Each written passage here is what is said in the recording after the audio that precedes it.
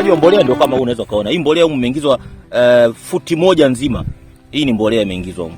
Kwa unaweza kaona jinsi gani ambavyo hii migomba inakula mbolea nyingi. Lakini yetu ni moja tu. Mizizi ikifika kule chini, ukutana na mbolea vizuri na iweze kukua vizuri. Lazima tuwekeze. Hii mbolea tunanunua kwa bei kubwa, tunanunua kwa lori moja la fuso lile.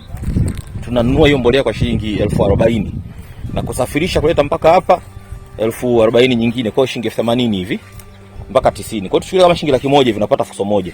Hii fuso moja ya mbolea tumeweka kwenye miti isiyopungua angalau mashimo yasiyopungua angalau 60 na imekwisha. Kwa hiyo inabidi tukachukue mbolea nyingine tena.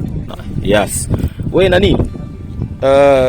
Hii mbolea hii mbolea na haya mashimo. Nimeona kuna mashimo mengine yamekuwa vizuri na mengine nimeona unakuta urefu mkubwa zaidi, upana ni mdogo. Nini kinatokea?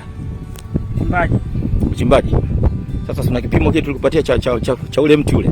Ya kipimo kipo, kisha ingia unaweza kukuta mtu unakosea sana. Sasa jitahidi basi usikosee, weke sawa. Na mengine nimeona na kina kidogo. Mfano mashimo kwenye ile kona eneo ile pale na kina kifupi. Tumia ule mti jiridhishe kipimo, sawa eh? Sawa. Hatutaki makosa. Hapa tunalima kitaasisi zaidi, hatulimi yale pale yale hatujapimaga na mti yale. Sasa ndio upime, sasa pima na mti urekebishe, umeelewa? Yale kule yale. Sawa, sasa pima na mti urekebishe, tumeelewana? Pima na mti urekebisha. Lazima yote yafanane, umeelewa? Sawa. Au vipi? Haina shida. Haya, poa.